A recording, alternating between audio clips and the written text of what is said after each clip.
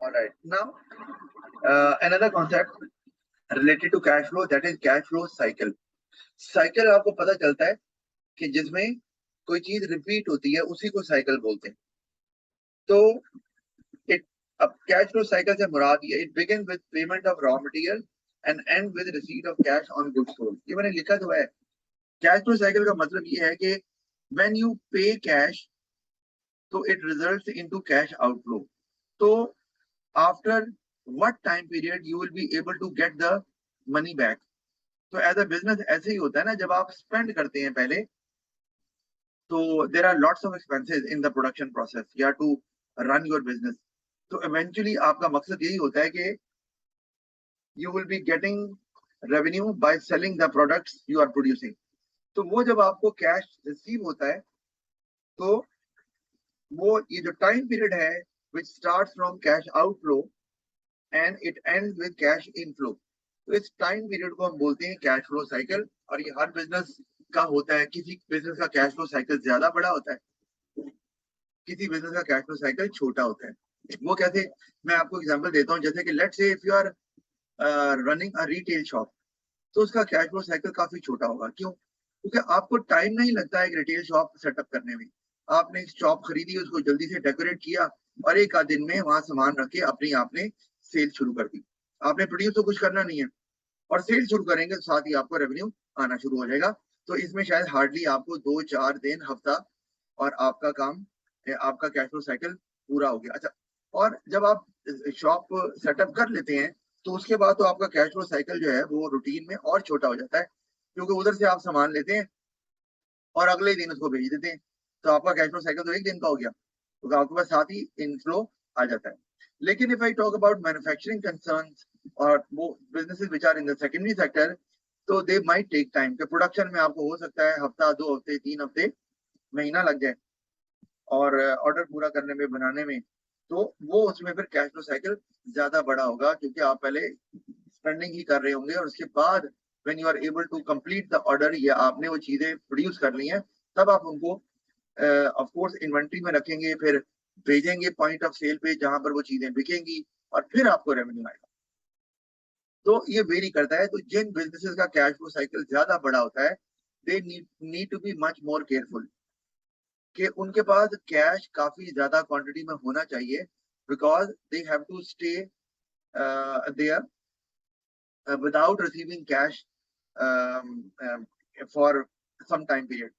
उनको नहीं मिलना। और जिनका कैश फ्लो साइकिल जो है वो छोटा होता है उनको शायद इतना वर्किंग कैपिटल का प्रॉब्लम नहीं आता, क्योंकि उन्हें डेली बेसिस पे इनफ्लो भी आ रहा है और आउटफ्लो जब वो करते हैं, हफ्ते में एक दफा आउटफ्लो किया और हर रोज उनको इनफ्लो आता रहा, इतनी आसानी से वो आउटफ्लो कवर कर दिया, तो महीने तक बात ही नहीं जाती रिटेलिंग बिजनेसेस की नॉर्मली। अच्छा, तो कैश फ्लो साइकिल इस लिहाज से उसकी इंपॉर्टेंस है।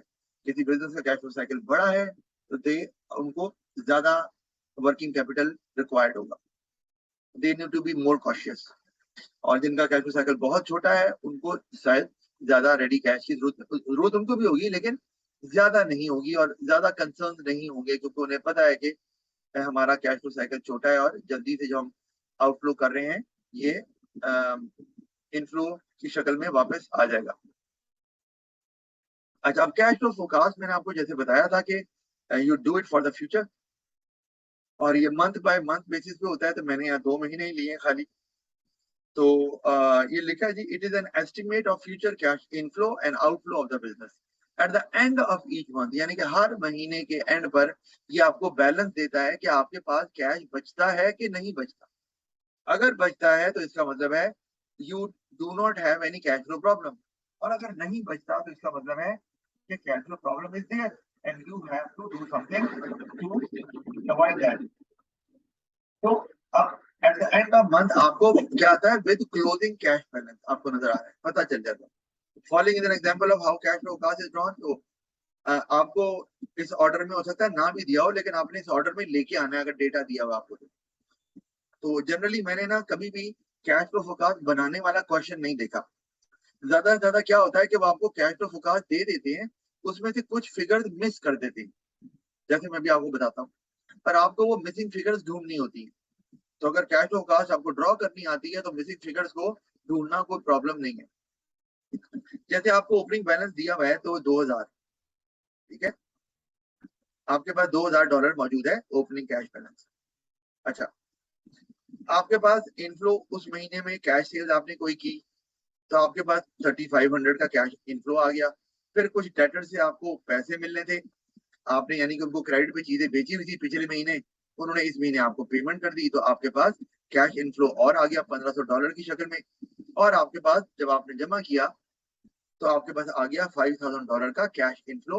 और जो मैंने लिखा भी हुआ है कि आपने इनफ्लो कैसे निकाला, बी प्लस सी करके। तो बी जो है वो कैश इनफ्लो है कैश सेल से, सी है कैश इनफ्लो डेटर से आ रहा है।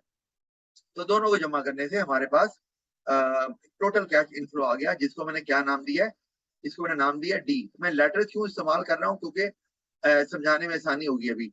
तो ये डी है, कैश इनफ्लो को मैंने लेटर डी से डिनोट किया। अच्छा, फिर कैश आउटफ्लो है, आपने उसको देखना है, आपने वो रिकॉर्ड किया। पेमेंट टू क्रेडिटर्स अगर आप कर रहे हैं कोई, मैंने इसको ई का नाम दिया है, वो $15 है, $100। फिर पेमेंट ऑफ वेजेस, उसको मैंने एफ का नाम दिया है, और वो है $2300। तो ये दो जनवरी के महीने में दो किस्म के कैश आउटफ्लो थे। आपने इन दोनों को जमा कर लिया तो आपके पास आ गया $3800, जो कि है जी। आपका आउटफ्लो मैंने जी कह दिया ई प्लस एफ को जमा करने से। अब हमें निकालना है नेट कैश फ्लो, और वो क्या होता है, याद रखें, cash inflow minus cash outflow.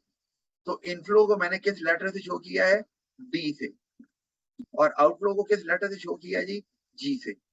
तो क्या हुआ जी, डी माइनस जी, यानी कि इनफ्लो माइनस आउटफ्लो, ये होता है नेट कैश फ्लो। तो वो हमने किया, हमारे पास $1200 आ गया। कैसे, $5000 का इनफ्लो है और $3800 का आउटफ्लो है, तो हमारे पास नेट कैश फ्लो आ गया। अब पेपर में क्या हो सकता है कि हो सकता है वो आपको ये नेट कैश फ्लो की फिगर मिस कर दें और कहें बताएं नेट कैश फ्लो कितना है, या वो कह सकते हैं कि आपको कैश आउटफ्लो की फिगर मिस कर दें और कहें जी इनफ्लो दिया हुआ है, नेट कैश फ्लो दिया हुआ है, बताएं टोटल कैश आउटफ्लो इस महीने बिजनेस का कितना है। तो आपको ये मिसिंग फिगर से निकालना पड़ेगा। ऑफ कोर्स 5000 में से 1200 निकालेंगे तो रिमेनिंग अमाउंट आ जाएगी। मेरा ख्याल है मिसिंग फिगर्स तो आपको निकालनी आती है इस तरह से, है ना। यस। अच्छा, फिर क्लोजिंग कैश बैलेंस को अगर हम देखें वो कैसे निकलता है, आपके पास जो नेट कैश फ्लो आ रहा है अभी ये पॉजिटिव आ रहा है, मतलब आपका इनफ्लो आपके आउटफ्लो से ज्यादा है, तो हमें नजर आ रहा है ये पॉजिटिव नेट कैश फ्लो है। तो इसको आपको ऐड करना है ओपनिंग कैश बैलेंस, 2000 प्लस 1200 हमारे पास आ जाएगा क्लोजिंग कैश बैलेंस। और मैंने लिखा भी हुआ है ए प्लस एच। ए क्या है, आपका ओपनिंग बैलेंस, और एच क्या है, आपका नेट कैश फ्लो। तो आपने इन दोनों को जमा किया तो आपके पास $3200 आ गया। अच्छा, हमेशा जमा नहीं करते, लेकिन यहाँ जमा कर लिया, उसकी वजह क्योंकि नेट कैश फ्लो पॉजिटिव है, आपका क्लोजिंग कैश बैलेंस भी पॉजिटिव आ रहा है, और इसका मतलब है कि जनवरी के महीने में तो नेट आपको कैश फ्लो प्रॉब्लम का इशू नहीं है। अब हम फरवरी पे चले गए, ओपनिंग कैश बैलेंस आपका $3200 है। पेपर में हम वो क्या कर सकते हैं, आपको फरवरी का ओपनिंग कैश बैलेंस मिस कर सकते हैं और कहेंगे जी बताएं ओपनिंग कैश बैलेंस कितना है। तो ये कैसे आएगा,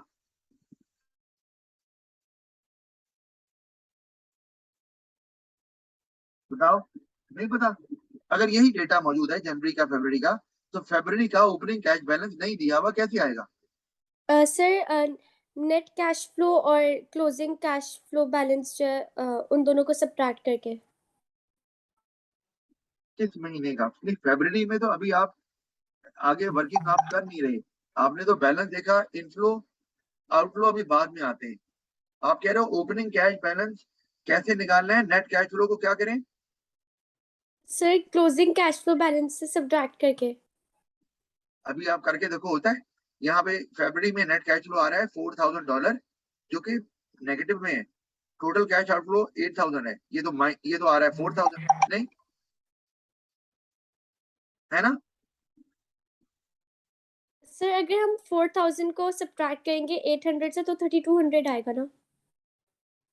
4000, अच्छा आप क्लोजिंग कैश बैलेंस की बात कर रही यस। हैं। अच्छा हाँ, ये बात आपकी वजह सही है जो आप कह रही हो, लेकिन क्लोजिंग कैश बैलेंस अगर आपको दिया हो तब, आपको क्लोजिंग कैश बैलेंस भी नहीं दिया हुआ और आपको ओपनिंग कैश बैलेंस भी नहीं दिया हुआ, अब क्या करें? आपकी बात ठीक है जो आपने बताया कि नेट कैश फ्लो और आप क्लोजिंग कैश बैलेंस को अगर हम देख लें, तो आप मुझे ये बताओ, अगर नेट कैश फ्लो और क्लोजिंग कैश बैलेंस को हम देखें तो आंसर क्या आता है? ये ऐड होंगे ना दोनों? यस। तो ये तो -3200 नहीं, ये -3200 नहीं आ जाएगा? Yes sir. तो ओपनिंग बैलेंस तो प्लस में है, गलत हो गया? यस। अच्छा, बहरहाल तो मैं बताता हूँ, क्लोजिंग कैश बैलेंस भी नहीं दिया हुआ उन्होंने, तो अभी चले यहाँ दिया हुआ है, वर्किंग आपकी नहीं ठीक हुई।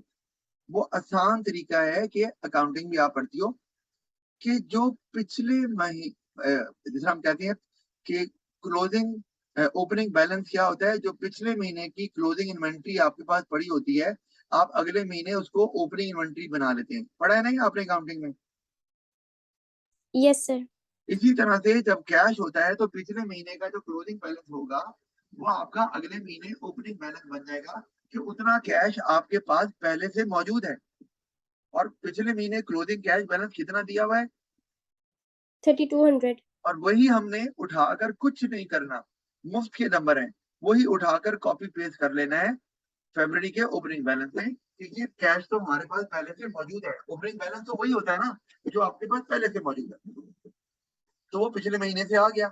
आगे वही वर्किंग है, आपने कैश इनफ्लो निकाला ये, फिर आपने कैश आउटफ्लो निकाला, अब आगे आपने नेट कैश फ्लो निकाला है। तो नेट कैश फ्लो कैसे निकला है, ये ब्रैकेट क्यों आई है? क्योंकि ब्रैकेट शो करता है नेगेटिव साइन। अच्छा, तो इसका मतलब है कि आपका जो इनफ्लो है वो 4000 है पॉजिटिव में, और आपका कैश आउटफ्लो 8000 है। तो जब आप माइनस करेंगे, क्योंकि नेट कैश फ्लो यही होता है ना, इनफ्लो माइनस आउटफ्लो, तो आपका आ जाएगा -4000।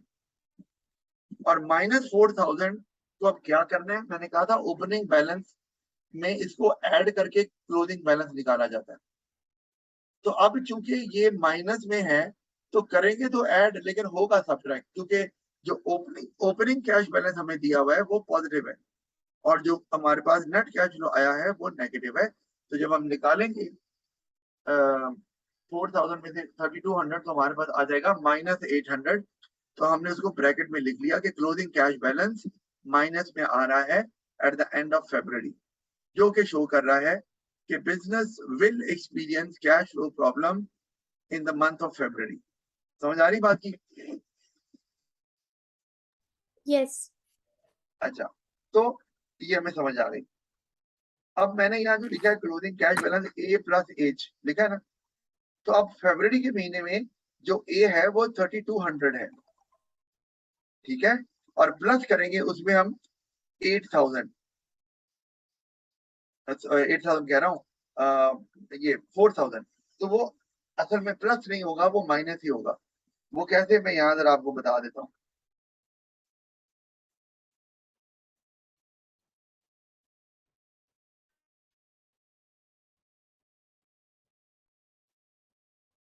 कि अगर मैं कहता भी हूँ कि मैंने आपको कहा ना कि A+H करेंगे तो आपके पास क्लोजिंग बैलेंस आ जाएगा, क्लोजिंग।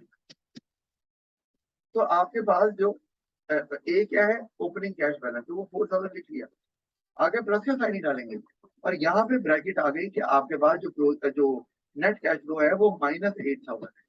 तो ऑफ कोर्स ये आपको पता है, अगर मैं ब्रैकेट में यहाँ माइनस आ गया ना, तो माइनस प्लस तो माइनस ही हो जाना है, इसका मतलब है इवेंचुअली बनना यही है, 4000 -8000। ये तो सिंपल मैथ है ना, ये आपको समझ आती है। तो इसलिए आपका आंसर -4000 आ रहा है, जिसको हम माइनस हटाकर उसको लिख देते हैं 4000 ब्रैकेट में, ऐसे ही है ना? Yes sir. All right. अच्छा, इसी तरह तो ये मैंने आगे फॉर्मूला भी लिखे हुए हैं जो मैंने आपको अभी एक्सप्लेन किए।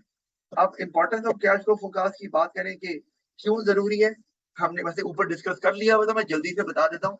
एक तो स्टार्टिंग ऑफ अ बिजनेस, अगर आप बिजनेस स्टार्ट कर रहे हैं तो lot of expenditure to be made, आपने बहुत खर्चे करने हैं, तो आपको जरूरी है, और आप पहली दफा बिजनेस स्टार्ट करने लगे हैं तो आपको फोरकास्ट बनाना जरूरी है, ताकि आपको पता हो कि हर महीने कितना खर्चा होगा। तो उसके लिए कैश फ्लो फोरकास्ट की जरूरत है, ताकि आपके पास हर वक्त कैश रहे, ताकि आपने बिल्डिंग खरीदनी है, लैंड खरीदना है, मशीन है, वर्कर हायर करने हैं, तो प्रॉब्लम फेस ना हो। ये ना हो कि बिजनेस शुरू होने से पहले ही बंद हो जाए।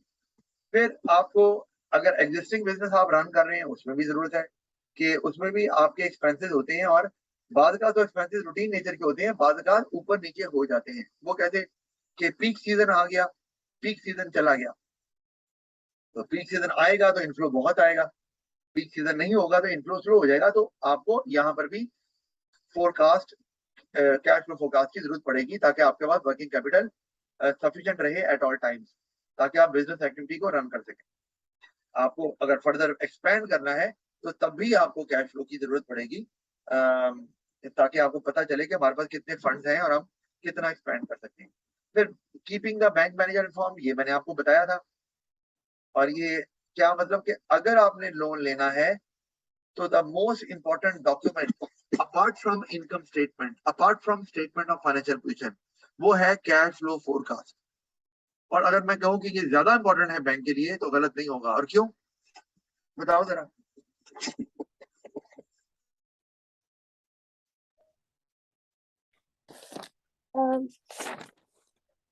सर इसलिए कि इसलिए कि बैंक को रेगुलर बेसिस पे अपने पैसे वापस चाहिए हैं, तो उसके लिए उनको देखना है कि हर महीने, फर्ज किया इन्होंने लोन लिया है, तो क्या हर महीने इनके पास इतना कैश है कि ये हमें लोन की इंस्टॉलमेंट वापस कर सके। अगर उन्होंने कैश फ्लो फोरकास्ट देखा और पता चला आइंदा आने वाले 3 महीनों में कैश फ्लो प्रॉब्लम आ रहा है, तो वो आपको लोन क्यों देंगे? वो नहीं देंगे लोन। तो उन्होंने अपने आप को सिक्योर करना पहले, तो लोन कैश फ्लो फोरकास्ट के बगैर देते ही नहीं है। अच्छा, इसी तरह मैनेजिंग कैश फ्लो, मतलब इसका क्या मतलब है? इसका ये है कि अगर आप कैश नहीं सही से मैनेज कर रहे, इसका मतलब है समटाइम ये भी हो सकता है आप कहते हैं कैश बहुत है, कोई मसला नहीं है, तो हो सकता है आपके पास बहुत सारा कैश जमा हो जाए, और आपने वो कैश जमा क्यों किया हुआ है कि यार एक्सपेंसेस हो सकते हैं, आउटफ्लो हो सकता है, हमें कहीं कैश फ्लो प्रॉब्लम ना आ जाए, और आपने इतना सारा कैश फ्रीज करके रखा हुआ है which can be used for some other purpose in business. तो जब वो कैश फ्लो फोरकास्ट बनाते हैं तो आपको पता चलता है यार आगे हमें कैश की रिक्वायरमेंट इतनी नहीं है, क्योंकि आउटफ्लो इतना नहीं हो रहा, तो आप इतना सारा कैश जमा करके नहीं रखेंगे। You would be using it for a better purpose, business में किसी और काम के लिए, कोई एक्सपेंशन के लिए, कोई टेक्नोलॉजी बाय करने के लिए इस्तेमाल कर लेंगे, क्योंकि कैश फ्लो फोरकास्ट बता रहा है कि आपको इतना कैश आगे नहीं चाहिए, आगे कैश फ्लो प्रॉब्लम नहीं आ रही, तो आपका बेटर यूज ऑफ कैश भी हो जाएगा कैश फ्लो फोरकास्टिंग से। जी, got it? Yes. Alright, so we are done with this chapter, that's it. इसके क्वेश्चन बाद में भेजूंगा, पहले उन चैप्टर्स के भेजूंगा।